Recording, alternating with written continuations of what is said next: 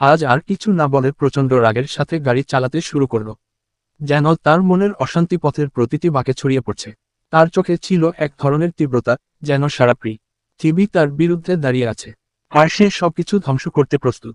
নরিন এক ঝলক তাকালো আয়াজের দিকে। তার চোখের কোণে জল চিকচিক করছিল, কিন্তু সে শক্তভাবে নিজেকে সামলে নিল। গাড়ি এসে থামল হোস্টেলের সামনে। নরিন দরজা খুলতে যাবে, কিন্তু আজ হাত বাড়িয়ে দরজা লক করে দিল। নরিন রাগে গর্জে উঠল, এই কি করছেন? আজ ধীরে ধীরে তার দিকে ফিরল।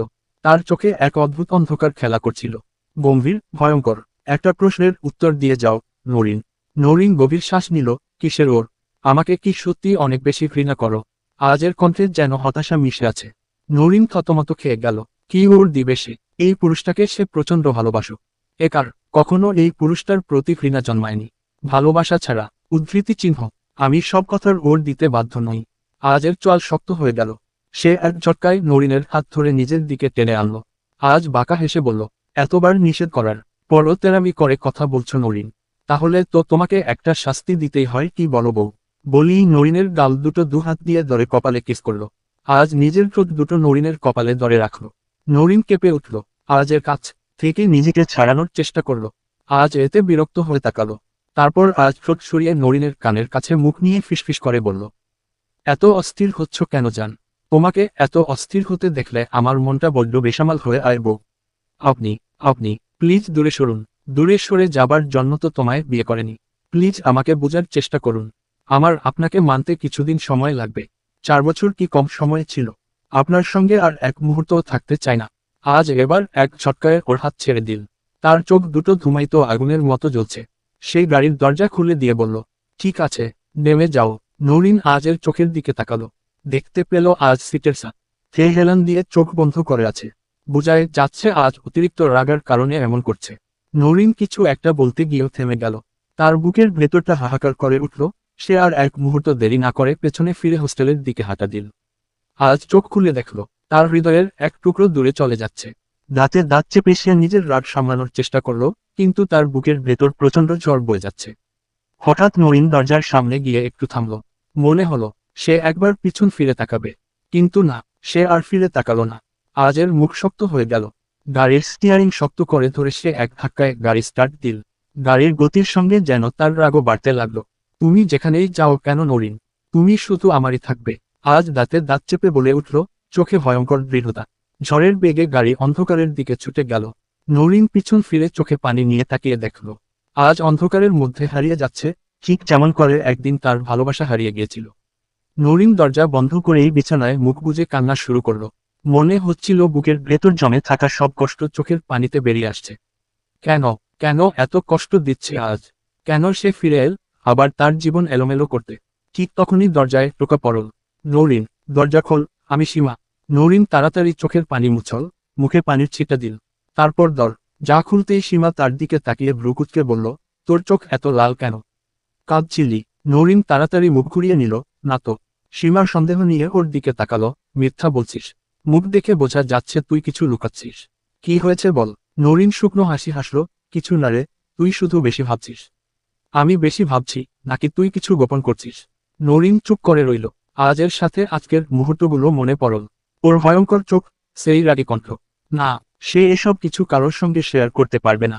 সে কঠিন গলায় বলল, সীমা, প্লিজ। আমি বলেছি না কিছু হয়নি। সীমা দীর্ঘশ্বাস ফেলল, বুঝতে পারল নরিন এখন কিছুই বলবে না। ঠিক আছে, কিন্তু মনে রাখিস, আমি তোর পাশে আছি।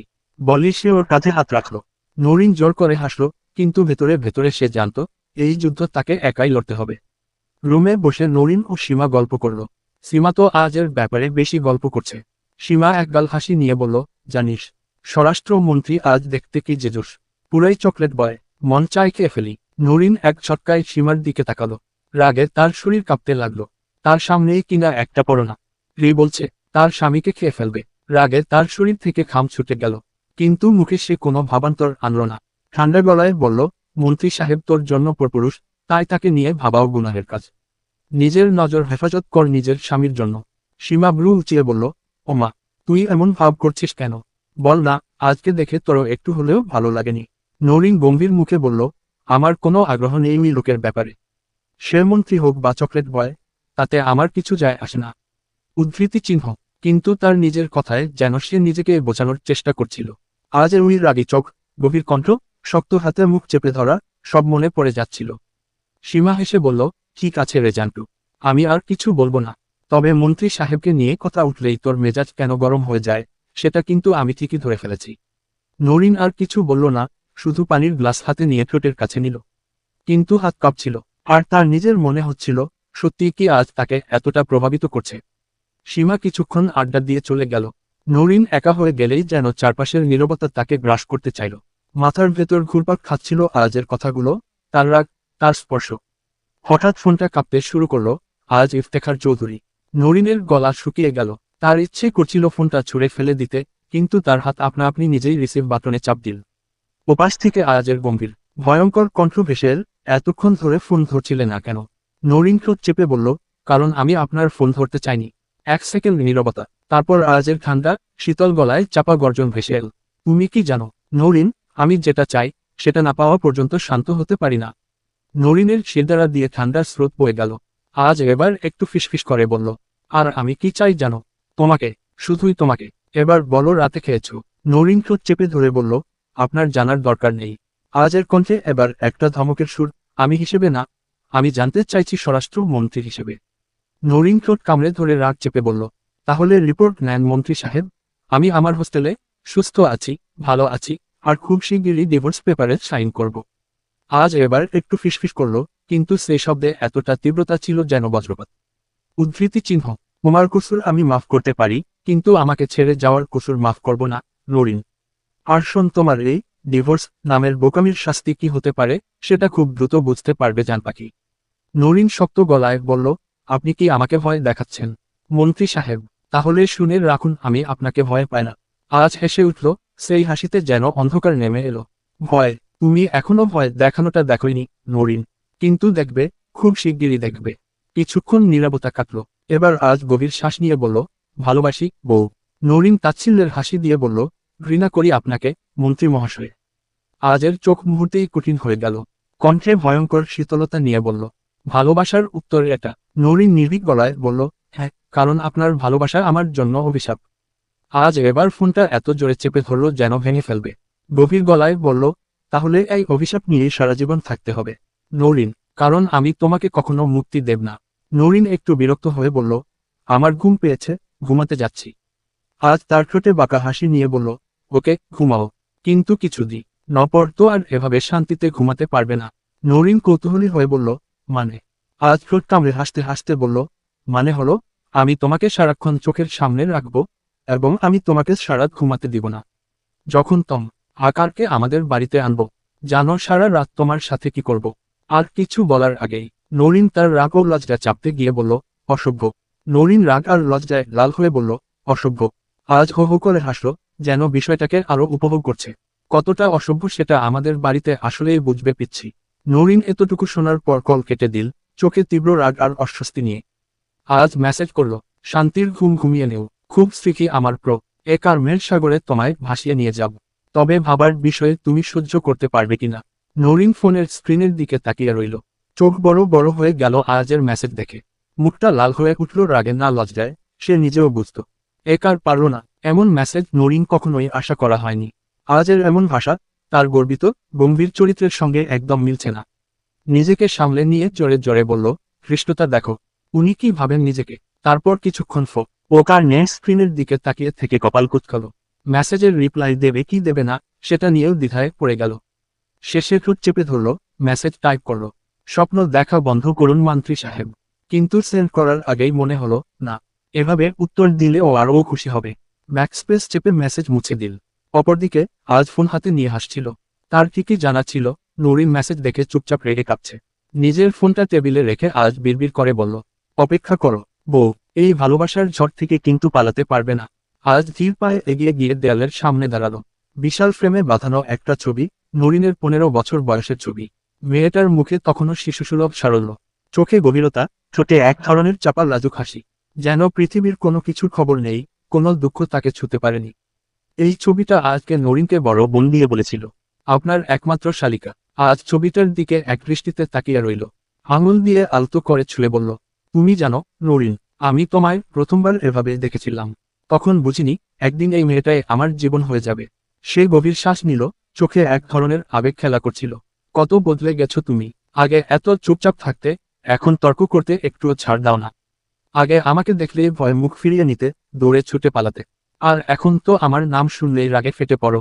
কথা বললেই ঘৃণা ঝরে পড়ে তোমার কণ্ঠে। কিন্তু তাতে কিছু যায় আসে না, নরিন। কারণ তুমি আমার ছিলে, আছো, আর থাকবে। নরিন জানালার পাশে দাঁড়িয়ে বাইরে তাকিয়েছিল। গভীর রাত, চারপাশ নিস্তব্ধ, শুধু হালকা বাতাস জানালার পর্দা নাড়িয়ে দিচ্ছে।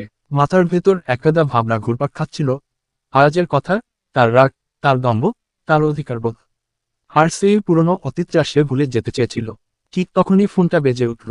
স্ক্রিনে বাবার নাম ভেসে উঠতে নরিনের বুকটা কেমন যেন ধক করে উঠল। এত রাতে বাবা কল করছে কেন?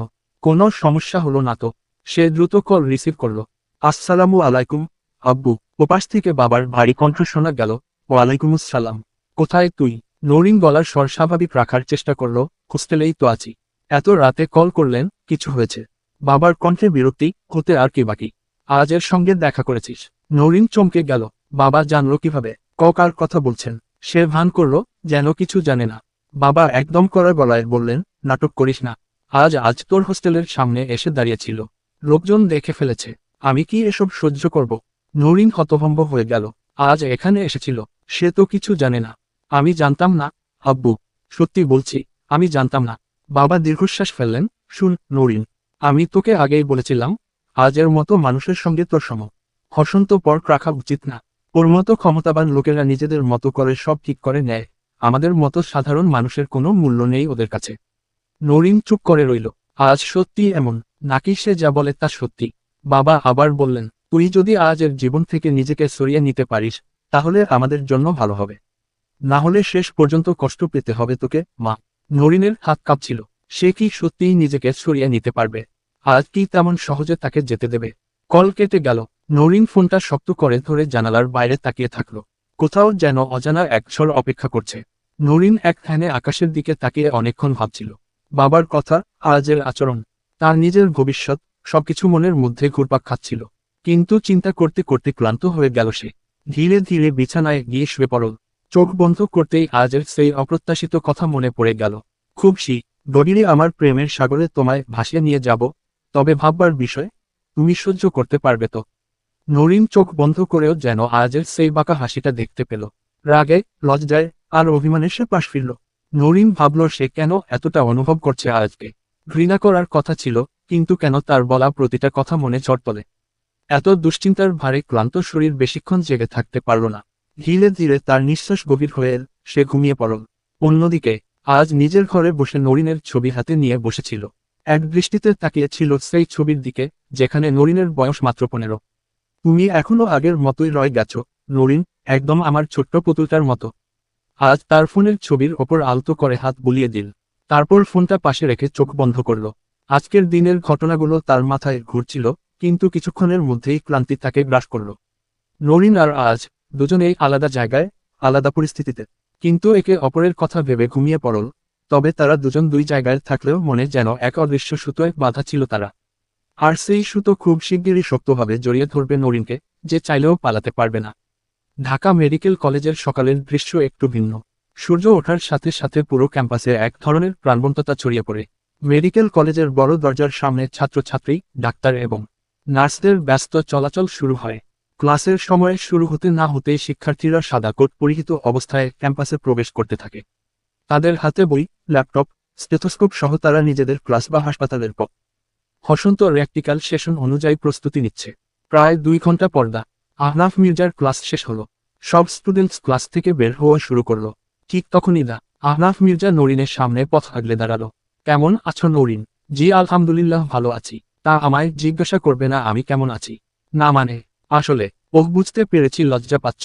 তারপর আহনাফ মির্জা পকেট থেকে একটা গোলাপ ফুল বের করে নরিনের দিকে এগিয়ে দিল। আজ ইফতেখার চৌধুরী ঢাকা মেডিকেলে একটা কাজে এসেছিল। ঠিক তখনই দেখতে পেল তার প্রেয়সীকে কেউ একজন ফুল বাড়িয়ে দিচ্ছে। রাগে তার চোয়াল শক্ত হয়ে গেল। মুহূর্তের মধ্যে ভয়ঙ্কর ও হিংস্র আজ সে পরিণত হলো। এত সাহসেই আহনাফ মির্জা তার হৃদয়হরণীকে ফুল দিচ্ছে। হঠাৎ বাঁকা হাসল, আর গার্ডদের কিছু একটা ইশারা করল। গার্ডরা ইশারা বুঝতে পারল। তারা দ্রুত কাঙ্ক্ষিত জিনিস আনতে ছুটে গেল। এই ফুলটা তোমার জন্য, আমায় বিয়ে করবে নরিন? নরিন কিছু বলতে যাবে, তার আগে একটা ধারালো তীর ধনুক আহনাফের হাতে গেঁথে গেল, আর তার হাত থেকে গোলাপ ফুলটা পড়ে গেল। তীর ধনুকটা এতটা ধারালো ছিল যে আহনাফ হাত থেকে অঝোর ধারায় রক্ত পড়া শুরু করলো। তার আকার দা পোশাকে রক্তের কিছু ফোঁটা এসে লাগলো। এত রক্ত পড়তে দেখে নরিনের মাথাটা ঘুরতে লাগলো। সে প্রচণ্ড ভয় কাঁপতে লাগলো। আশেপাশের সবাই অবাক নয়নে তাকিয়ে আছে। আহনাফ ব্যথা সহ্য করতে না পেরে চিৎকার করল। নরিনের হঠাৎ ও কারখ যায় আজের দিকে, যে বুকে হাত গুজে বাঁকা হেসে তাকিয়ে আছে। তার চোখ দুটো ভয়ঙ্কর দেখাচ্ছে। যে কেউ এই চোখের দিকে তাকালে ভয় পাবে। নার্সরা দ্রুত আহনাফের দিকে এগিয়ে আসা ধরলেই গার্ডরা তাদের থামিয়ে দিল। নার্সা ভয় পেয়ে পিছিয়ে গেল। আহনাফের শার্ট রক্তে ভিজে গেছে। হাত দিয়ে চেপে ধরেছে গভীর ক্ষতস্থানে, মুখে যন্ত্রণার ছাপ স্পষ্ট। তার চোখ কুঁচকে গেছে ব্যথায়। সে দৃষ্টি তুলতেই দেখতে পেল সামনে দাঁড়িয়ে আছে আজ ধীর পায়ে এগিয়ে এলো। তার চোখ জ্বলছে রাগে, প্রতিশোধে। গায়ের সাদা শার্টের উপর কালো ব্লেজারের বোতামগুলো ঢিলে হয়ে আছে, কপালে বিন্দু বিন্দু ঘাম। সে একটু ঝুঁকে আহনাফের দিকে তাকিয়ে বলল, হাত থেকে ছুরিটা উঠান। দা আহনাফ, আপনার কষ্ট হচ্ছে দেখতে পাচ্ছি। আহনাফ কাঁপা কণ্ঠে বলল, কি বলছেন স্যার? আমি কিভাবে ছুরিটা উঠাব? আমার হাতে অনেক ব্যথা করছে। আজ এবার গভীর কণ্ঠে ফিসফিস করল, যেন প্রতিটি শব্দ বিষ ছড়িয়ে দিল। কেন পারবেন না ছুরিটা উঠাতে? কিন্তু একটা কাজ তো খুব ভালো পারেন, অন্যের বউয়ের দিকে হাত বাড়াতে। এবার বুঝতে পারছেন তো অন্যের বউয়ের দিকে হাত বাড়ানোর শাস্তি কতটা ভয়াবহ হতে পারে। আহনাফের চোখ স্ফোরণের মতো বড় হয়ে গেল। শরীর আরো কেঁপে উঠল আতঙ্কে। আজ ধীরে ধীরে ছুরিটা তুলে নিল, রক্ত ঝরে পড়ল মেঝেতে। তার চোখে ছিল ভয়ঙ্কর তীব্রতা। আজ ঠোঁটের কোণে এক মৃদু হাসি ফুটিয়ে বলল, এটা তো কেবল শুরু। দা আহনাফ, আপনি আমার কলিজার দিকে হাত বাড়িয়েছেন। আপনার শাস্তি আর ভয়াবহ হবে। জাস্ট ওয়েট করুন। এইদিকে ঢাকা মেডিকেলের করিডোরে যেন এক মুহূর্তে ঝড় বয়ে গেল। চারপাশ নিস্তব্ধ, বাতাসে একটা অদৃশ্য ভয় ছড়িয়ে আছে। সবাই থমথমে মুখে দাঁড়িয়ে আছে। কেউ সাহস করে কথা বলার সুযোগ পাচ্ছে না। আহনাফ হতবাক হয়ে দাঁড়িয়ে আছে, তার শরীরে হালকা কাঁপুনি। সে বুঝতেই পারছে না কি হচ্ছে। মানে কি বলছেন স্যার? আপনার কোথাও ভুল হচ্ছে। আজ সামনে এগিয়ে এলো, তার চোখ রক্তিম হয়ে আছে, ঠোঁটের কোণে এক ভয়ঙ্কর হাসি। তার সেই হাসির শব্দে যেন পুরো ঢাকা মেডিকেলের সবাই আর একবার কেঁপে উঠল।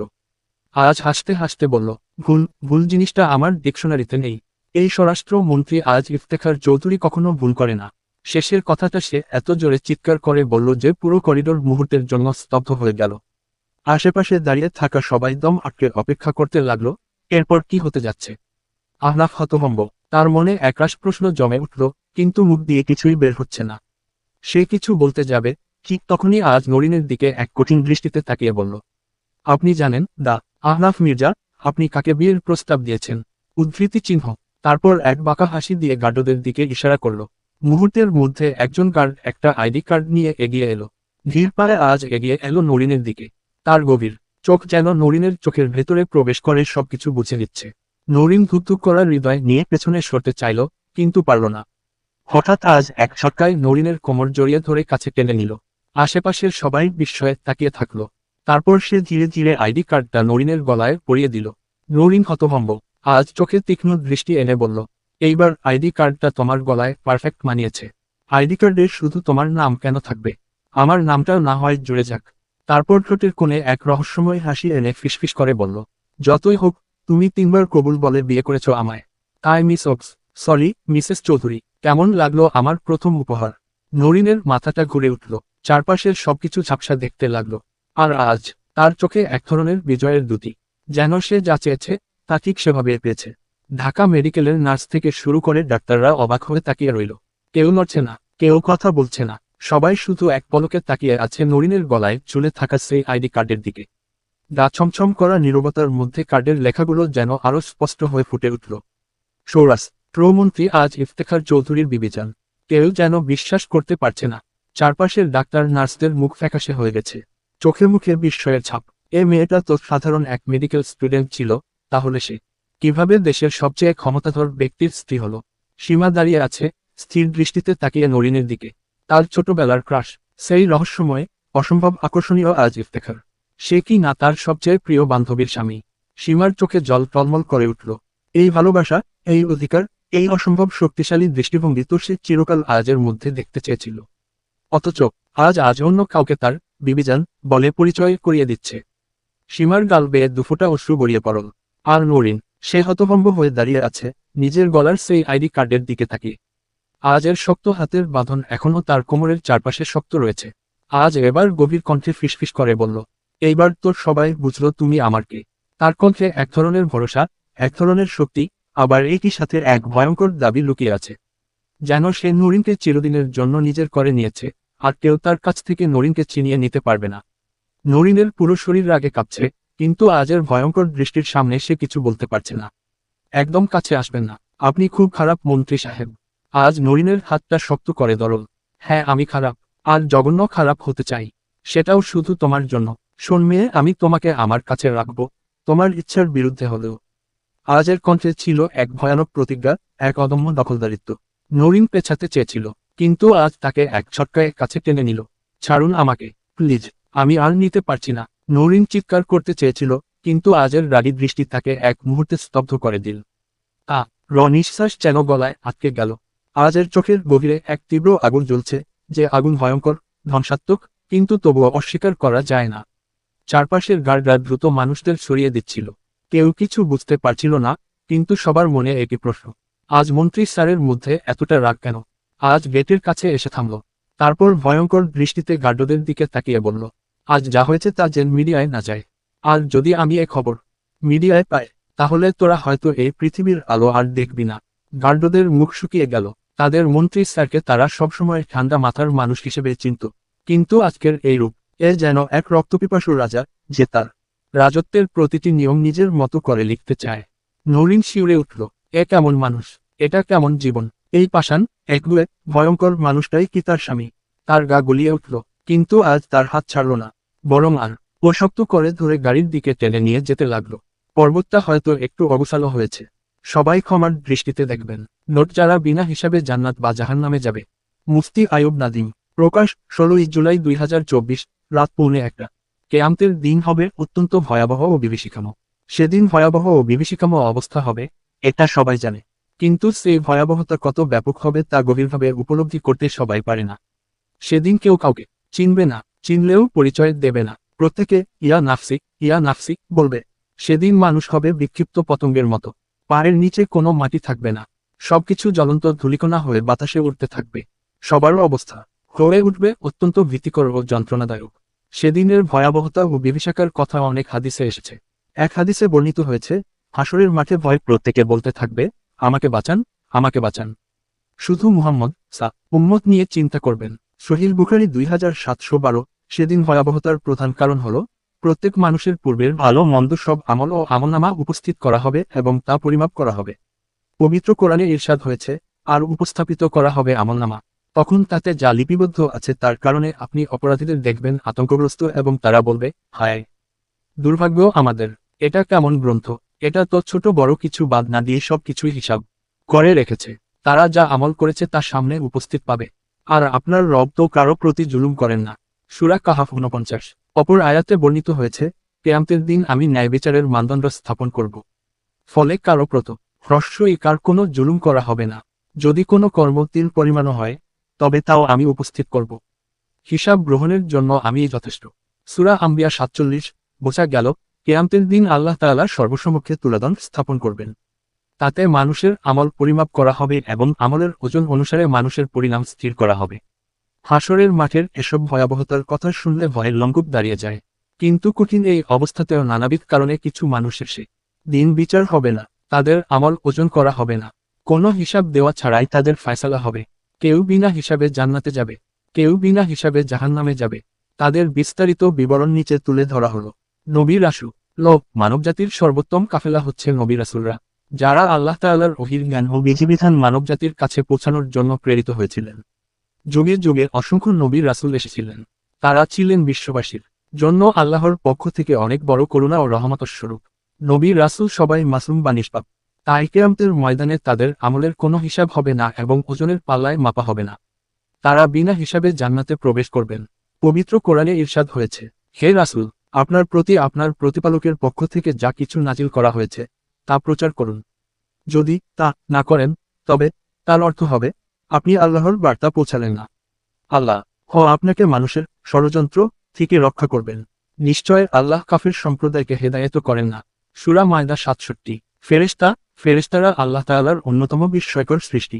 তারা নিষ্পাপ ও পবিত্র ফেরে সতারা আল্লাহ তাআলার তসবিহ সহ তাহলিল ও ইবাদত বন্দেগীতে সর্বদা লিপ্ত থাকেন। তাদের ভেতরে গুনাহ করার কোনো উপকরণ দেওয়া হয়নি, তাই তারা গুনাহ থেকে মুক্ত। এছাড়া আল্লাহ তাআলা তার ইবাদতের জন্য সৃষ্টি করেছেন জিন ও মানুষকে। পবিত্র কোরআনে ইরশাদ হয়েছে, আমি জিন ও মানুষকে কেবল এর জন্যই সৃষ্টি করেছি যে তারা আমার ইবাদত করবে। সূরা জারিয়াত 56। পাগল, যারা পাগল অবস্থায় বালেগ হয়েছে এবং পাগল অবস্থাতেই মৃত্যুবরণ করেছে, তাদের কোনো হিসাব হবে না। তারা যেহেতু শরীয়তের বিধিবিধানের আওতাধীন নয়, তাই তাদের আমাল ওজন করা হবে না, বরং বিনা হিসেবে জান্নাতে যাবে। হযরত আয়েশা সূত্রে বর্ণিত, হযরত রাসূলুল্লাহ বলেছেন, 3 ধর নেরলোকের ওপর থেকে কলম উঠিয়ে নেওয়া হয়েছে, ঘুমন্ত ব্যক্তি যতক্ষণ না জাগ্রত হয়, পাগল ব্যক্তি যতক্ষণ না সুস্থ হয়, নাবালেগ যতক্ষণ না বালেগ হয়। আবু দাউদ 4398। নাবালেগ অবস্থায় মৃত্যুবরণ, মুসলমানদের যে সব সন্তান নাবালেগ অবস্থায় মারা যায় তারাও বিনা হিসাবে জান্নাতে যাবে, তাদের আমলনামা ওজন করা হবে না। হাদিসে বর্ণিত হয়েছে, আবু হুরায়রা সূত্রে বর্ণিত, রাসূলুল্লাহ বলেছেন, মুসলমানদের ছোট ছোট বাচ্চা যারা নাবালেগ অবস্থায় মারা গিয়েছে, জান্নাতে ইব্রাহিম তাদের দায়িত্ব পালন করবেন। মুসনাদে আহমদ 70,000 লোক, মুহাম্মদ এর উম্মতের মধ্যে এমন 70,000 লোক থাকবে যাদের আমল ওজন করা হবে না, বরং তারা বিনা হিসাবে জান্নাতে প্রবেশ করবে। হাদিসে বর্ণিত হয়েছে, রাসূলুল্লাহ বলেছেন, আমার 70,000 উম্মত বিনা হিসাবেই জান্নাতে যাবে। সহিহ মুসলিম 417। কাফের মুশরিক, এমন কাফের মুশরিক যাদ একার কুফরির ওপরই মৃত্যু হয়েছে, কিয়ামতে তাদের আমল ওজন করা হবে না, বরং তারা বিনা হিসাবে জাহান্নামে চলে যাবে। পবিত্র কোরআনে ইরশাদ হয়েছে, এরাই সেসব লোক যারা নিজ প্রতিপালকের আয়াতসমূহ তার সামনে উপস্থিতির বিষয়টিকে অস্বীকার করে, ফলে তাদের যাবতীয় কর্ম নিষ্ফল হয়ে গেছে। আমি কিয়ামতের দিন তাদের জন্য কোনো ওজনের ব্যবস্থা রাখব না। সূরা কাহাফ 105। অর্থাৎ কিয়ামতের দিন আল্লাহর কাছে তাদের কোনো মূল্য ও ওজন থাকবে না। গাড়ির দরজা খুলে আজ এক ধাক্কায় নৌরিনকে বসিয়ে দিল গাড়ির ভেতরে। নৌরিন বাধা দিতে চাইল, কিন্তু আজের শক্ত হাতের সামনে সে একেবারে অসহায় হয়ে গেল। গর্জে উঠল ইঞ্জিন, গাড়ি দপদপ করে রাস্তায় ছুটতে লাগলো। আজের হাত দুটো স্টিয়ারিংয়ে শক্ত করে ধরা, রাগে তার শিরাগুলো স্পষ্ট হয়ে উঠেছে। তার ফর্সা মুখটা লাল হয়ে গেছে, ঠোঁট দুটো দাঁত দিয়ে শক্ত করে চেপে ধরে আছে। নৌরিন তাকিয়ে রইল, বিস্মিত হয়ে ভাবল, রাগলে একটা মানুষ এত সুন্দর লাগতে পারে। যদি আজকে না দেখত, সে কখনো বিশ্বাসই করত না। গাড়ির ভেতরে নিস্তব্ধতা। নৌরিন গলা শুকিয়ে আসা কণ্ঠে বলল, গাড়ি আস্তে চালান, আপনি কি পাগল? এভাবে জোরে চালাচ্ছেন কেন?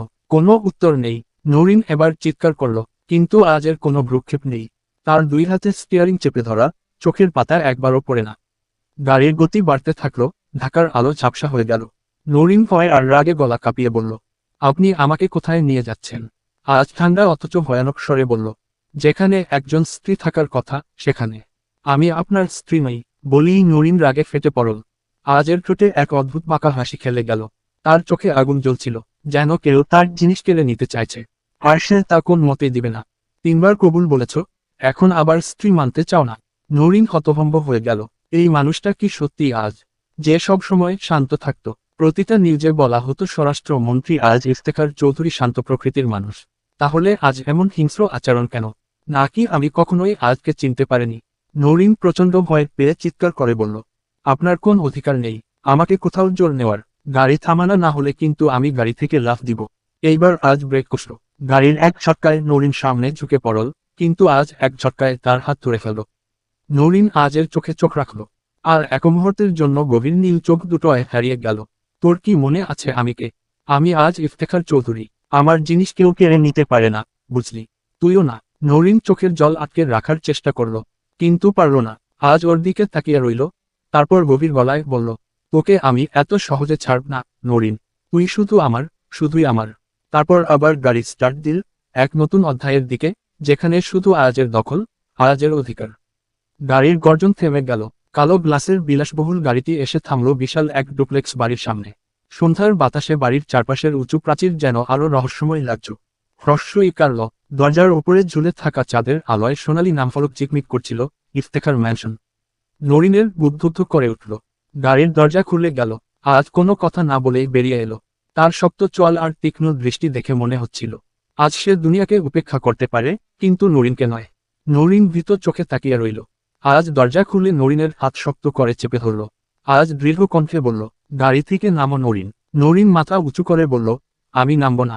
আজ ধীরে ধীরে তার দিকে তাকালো। তার চোখের গভীর নীল রং আরো ঘন হয়ে এল। আমি কি বলেছি নরিন? কথা কি কানে যায় না? নরিন চুপ রইল। 1 সেকেন্ড, 2 সেকেন্ড, পরের মুহূর্তে আজ দরজা খুলে এক ছটকায় নরিনকে নামিয়ে নিল। আপনি কি করছেন?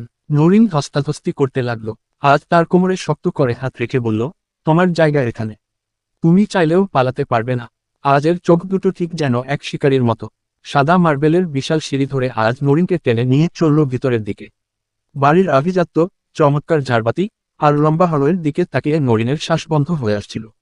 এই বাড়ির প্রতিটা ইট, প্রতিটা করিডোর, প্রতিটা ঘর, সবই আজের রাজ্য। আর সেই রাজ্যে সে আজ নরিনকে বন্দি করে ফেলল। নরিন বুঝতে পারল সে সত্যিই ফেসে গেছে। এখান থেকে পালানোর আর কোন পথ নেই। আজ নরিনকে নিয়ে নিজের হ্রস্ব উকার মেয়ে গেল। দরজাটা ঠাস করে এক হাত দিয়ে বন্ধ করে দেয়। নরিন হালকা কেঁপে উঠল। নরিন ভয়ে পেয়ে বলল, এই আপনি আমাকে এখানে কেন নিয়ে এসেছেন? আর দরজা কেন বন্ধ করলেন? প্লিজ দরজাটা খুলুন, আমি হোস্টেলে যাব। আজ ঠান্ডা চোখে নরিনের দিকে তাকালো। তার চোখের গভীরে অদ্ভুত এক কঠোরতা। সে একটাও শব্দ না করে নিজের হাতের কোটটা খুলতে লাগলো। নরিনের নিঃশ্বাস বন্ধ হয়ে এল।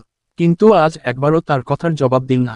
বিরক্তির সুরে চোখ ঘুরিয়ে শুধু বলল, অনেক কথা বলে ফেলেছ নরিন, এখন একটু চুপ করো। বলেই সে সোজা ওয়াশরুমের দিকে পা বাড়াল। দরজা ঠেলে ভেতরে ঢুকে পড়ল, যেন নরিনের কোনো অস্তিত্বই নেই। নরিন হতভম্ব হয়ে দাঁড়িয়ে রইল।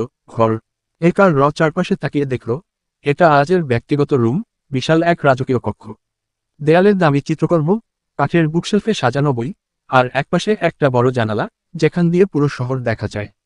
সে দ্রুত দরজার দিকে ছুটল, কিন্তু দরজাটা বাইরে থেকে লক করা। তার বুকের ভিতর ধপধপ করতে লাগলো। সে কি সত্যিই এই ঘরে বন্দী হয়ে গেল? আজ ধীর পা ওয়াশরুম থেকে বের হলো। গাঢ় নীল শার্টের বোতাম দুটো খোলা, চুল থেকে টপ টপ করে পানি পড়ছে। তার ভেজা চুল, গভীর চোখের দৃষ্টি, আর তীক্ষ্ণ চেহারার শীতল অভিব্যক্তি, সব মিলিয়ে তাকে অবিশ্বাস্যভাবে আকর্ষণীয় লাগছিল। নরিন হালকা ঢোক দিল, চোখ সরিয়ে নিতে চাইল, কিন্তু পারল না। একটা মানুষ এতটা সুন্দর কিভাবে হতে পারে? মনে হচ্ছে আজ কোন প্রিন্সেস। আজ চোখের কোণ দিয়ে নরিনের তাকিয়ে থাকার বিষয়টা লক্ষ্য করল। ঠোঁটের কোণে এক চিলতে রহস্যময় হাসি ফুটে উঠল। আজ এক ধাপ সামনে এগিয়ে এসে বলল, কি হলো? হঠাৎ চুপ হয়ে গেলে কেন? নরিন দ্রুত চোখ সরিয়ে নিয়ে বলল, কিছু না। আজ আরেক ধাপ এগিয়ে এসে তার সামনে দাঁড়ালো। তারপর নিচু গলায় বলল, তাহলে এতক্ষণ আমার দিকে এভাবে তাকিয়েছিলে কেন? আমাকে কি খুব বেশি সুন্দর লাগছে? নরিন লজ্জায় রাগে দুঃখে মিশিয়ে বলল, একদম ইবলিশ শয়তানের মতো লাগছে। আজ মৃদু হেসে বলল, তাই বুঝি? তবে কি জানো নরিন, এই ইবলিশ শয়তানটা তোমারই স্বামী। নরিন চোখ গরম করে তাকালো। আজ সেসবে পাওয়া দিল না। আজ নরিনের সামনে এসে বলল, চুলগুলো মুছে দেও। আর তোয়ালেটা নরিনের দিকে এগিয়ে দিল। নরিন রেগে বলল, পারবো না। আজ ভ্রুকুচকে তাকিয়ে বলল, কেন পারবে না? নরিন দাঁতে দাঁত চেপে বলল, সব প্রশ্নের ওর দিতে আমি বাধ্য নই। আজ এক দৃষ্টিতে নরিনের চোখের দিকে তাকিয়ে রইল, যেন তার মধ্যে কি চলছে সেটা বুঝতে চাইছে। তারপর ধীরে ধীরে এক পা সামনে বাড়িয়ে বলল, তোমাকে আমি অনুরোধ করিনি, বরং আদেশ করেছি। তাই দ্রুত নিজের কাজ কর। নরিন ঠোঁট কামড়ে নিজের জায়গায় দাঁড়িয়ে রইল, চোখে স্পষ্ট বিরক্তি। আজের চোখ আরো গভীর হলো। ঠান্ডা কণ্ঠে বলল, আর আমি আশা করেছিলাম তুমি এতটা অবাধ্য হবে না। নরিন দাঁতে দাঁত চেপে বলল, আমি কোনো কৃতদাস নই যে আপনার প্রতিটা কথায় মাথা নোয়াব। আজ এবার হালকা হাসল, তবে সেই হাসির মধ্যে হালকা বিদ্রুপ ছিল। সে ধীরে ধীরে তোয়ালেটা নামিয়ে নিল। তারপর হঠাৎ সামনে ঝুঁকে নিজের চুলের পানি নরিনের গালে লাগিয়ে দিল। নরিন দ্রুত হাত দিয়ে মুখ মুছল। আপনি? আজ শীতল গলায় বলল, আমি কি? নরিনের গা রাগে কাঁপতে লাগলো, কিন্তু তার সামনে দাঁড়িয়ে থাকা মানুষটা গম্ভীর, যে সে হাসতেই জানে না। আজ এবার নিজেই তোয়ালে দিয়ে চুল মুছতে লাগলো। আর চোখ না সরিয়ে বলল, তোমার জেদ আমাকে আরো কৌতূহলী করে তোলে নরিন। কিন্তু মনে রেখো, আমার ধৈর্যের সীমা খুব একটা বেশি নয়। নরিন রেগে চিৎকার করে বলল, আপনার ধৈর্যের সীমা দিয়ে আমি কি করব মন্ত্রী সাহেব? আমার ডিভোর্স চাই। আজ চোখ বন্ধ করে গভীরভাবে শ্বাস নিল, যেন নিজের রাগ সামলাচ্ছে। তারপর ধীরে ধীরে চোখ খুলে বলল, তুমি কি সত্যিই ডিভোর্স চাও? নরিন ঠোঁট উল্টে বলল, আপনি কি ভাবছেন আমি মজা করছি? আজ চুপ করে গেল, কিছুক্ষণ শুধু নরিনের মুখের দিকে তাকিয়ে থাকল। নরিনও চোখ সরালো না, যেন নিজের কথায় দৃঢ় থাকার চেষ্টা করছে। হঠাৎ আজ ধীর পায়ে এগিয়ে এলো, এতটাই কাছে যে নরিন একার নিঃশ্বাস এলোমেলো হয়ে গেল। সে পিছিয়ে যেতে চাইল, কিন্তু পা যেন জমে গেল। আজ তার কানের কাছে মুখ এনে নরম কিন্তু শক্ত গলায় বলল, শোনো, আমি কখনোই তোমাকে ডিভোর্স দেব না, বরং এমনভাবে তোমাকে আমার জীবনের অংশ করে নেব যে ডিভোর্স শব্দটাই তোমার কাছে অর্থহীন হয়ে যাবে। নরিন হতভম্ব হয়ে গেল। আমিও দেখব কতদিন আপনি আমায় জোর করে আটকে রাখতে পারেন। আজ গম্ভীর গলায় বলল, আমি তোমায় জোর আটকে রাখবো না জান, বরং আমার রোবাসায় আটকে রাখবো, যা থেকে চাইলেও তুমি ছুটতে পারবে না। নরিন ঠোঁট শক্ত করে বলল, আপনি যতই কথা বলুন, আমি আপনাকে কখনোই মেনে নেব না। আমার নিজের সিদ্ধান্ত নেওয়ার অধিকার আছে, আপনি সেটা কেড়ে নিতে পারেন না। আজ এবার ঠান্ডা হাসল, যেন তার কোনো তাড়াহুড়ো নেই, যেন সে জানে যে এই লড়াইটা একদিন সেই জিতবে। আজ ধীর স্বরে বলল, অধিকার? তুমি যদি সত্যিই নিজের অধিকার বুঝতে, তাহলে 4 বছর আগে আমাকে ছেড়ে চলে যেতে। না, আমি তোমার কাছে জানতে চাই কেন ছেড়ে গিয়েছিলে বলো। নরিনের মুখটা ফ্যাকাশে হয়ে গেল, তার গলা শুকিয়ে গেল মুহূর্তেই। 4 বছর আগের সেই রাতটা এখনো তার দুঃস্বপ্ন হয়ে বেঁচে আছে, কিন্তু সে আজের সামনে দুর্বল হতে চায়নি। নরিন জোর করে নিজেকে শক্ত হয়ে বলল, কারণ আমি আপনাকে ঘৃণা করি। আপনাকে আমি কখনো ভালোবাসিনি, কখনো চাইনি। এটা কি যথেষ্ট কারণ নয়? আর শুনুন, আপনাদের যাদের আমার লিখনই ভালো লাগে না, তারা দয়া করে গল্প পড়বেন না, ইগনোর করে যাবেন। আমার না বেশি লাইক ও কমেন্টের প্রয়োজন নেই, কারণ আমি মানুষের কাছে প্রতিদান চাই না, বরং আল্লাহর কাছে চাই। তাই আপনারা লাইক ও কমেন্ট কম করলেও আমার তেমন সমস্যা নেই, কিন্তু আজে বাজে কমেন্ট করলে সেটা কিন্তু আমার কাছে বড্ড বিরক্ত লাগে। আর এটা আমি নিজের পেশা হিসেবে নিতে চাই না, কারণ আমার ইচ্ছা পড়াশোনা করে বড় কিছু হওয়ার ইচ্ছা, যাতে যুগ ধরে মানুষ আমার নামটা মনে রাখে। আর বানান ভুলগুলো মার দৃষ্টিতে দেখবেন, কারণ আমি ব্যস্ত থাকি, তাই বানান ঠিক করার দিকে খেয়াল থাকে না। নঠাপ ও গুগল থেকে হাসরের ময়দানের ভয়াবহতা ও বিচার, মাওলানা এইচ.এম. আবুল কালাম আজাদ। প্রকাশের সময় 2রা নভেম্বর 2018, দুপুর 12:08 এম। পৃথিবী মানবজাতির পরীক্ষার হলো। পরীক্ষার খাতায় যেমন যা ইচ্ছা লেখা যায়, ঠিক তেমনি পৃথিবীতেও মানুষ যা ইচ্ছা করতে পারে। আল্লাহ এই ক্ষমতা সবাইকে দিয়েছেন। কেউ ইচ্ছে করলে সৃষ্টিকর্তার হুকুম পালন করবে, ইচ্ছে করলে করবে না। তবে সব পরীক্ষারই একটা ফলাফল থাকে। দুনিয়া নামক পরীক্ষারও ফলাফল থাকবে। গোলাম মালিকের কাজ করলে মালিক তাকে পুরস্কার দেন, কাজ না করলে দেন শাস্তি। আল্লাহ তার বান্দাদের পুরস্কার এবং শাস্তি দিবেন।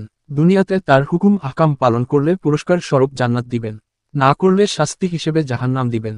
আর সেই পুরস্কার এবং শাস্তি নির্ধারণের জন্য একটি আদালত কায়েম করা হবে। সেদিন মানুষে আমলের সুষ্ঠু বিচার করা হবে। প্রত্যেককে নিজেদের কৃত কর্মের পুরস্কার ও শাস্তি দেয়া হবে। সেই বিচারক আদালতকে বলা হয় হাসরের ময়দান, যার একমাত্র এবং চূড়ান্ত বিচারপতি ও অধিপতি হবেন মহান আল্লাহ। হাসরের ময়দানের প্রেক্ষাপট, মহানবী সাল্লাল্লাহু আলাইহি ওয়াসাল্লাম বলতেন, কিভাবে আমি আনন্দ উল্লাস করব, অথচ ইসরাফিল মুখে সিংহা লাগিয়ে শির অবনত করে গভীর মনোযোগে কান পেতে অপেক্ষা করছেন, কখন সিংহায় ফুক দানের হুকুম আসে। হযরত মুকাতিল বলেন, সিংহাটা সিংহের মতো, সিংহার গোলাকার মুখটি 7 আসমান ও জমিনের সমান। তিনি অপলক নেত্রে আরশের দিকে তাকিয়ে প্রতীক্ষা করছেন যে কখন আদেশ করা হয়। প্রথমবার যখন সিংহায় ফুক দিবেন, তখন আকাশ ও পৃথিবীর সমস্ত বাসিন্দারা বেহুশ হয়ে মারা যাবে, শুধু কয়েকজন ব্যতীত। তারা হলো জিব্রাইল, মিকাইল, ইসরাফিল ও মৃত্যুর ফেরেশতা আজরাইল। অতঃপর আল্লাহ মৃত্যুর ফেরেশতাকে তাদের জান কবয করার হুকুম দিবেন। তারপর আল্লাহর হুকুমে মৃত্যুর ফেরেশতার মৃত্যু হবে। তারপর 40 বছর যাবৎ আল্লাহর কুদরতে সমস্ত রুহু আলমে বর্জ্যে থাকবে। তারপর আল্লাহর হুকুমে ইমাক্রন হসন্ত রাফিল জীবিত হবেন ও দ্বিতীয়বার ফুক দিলে সবাই জীবিত হয়। কার হাসরের মাঠে একত্রিত হবে। এ কথায় আল্লাহ পাক কুরআনে বলেছেন, অতঃপর দ্বিতীয়বার সিংহায় ফুক দেওয়া হবে।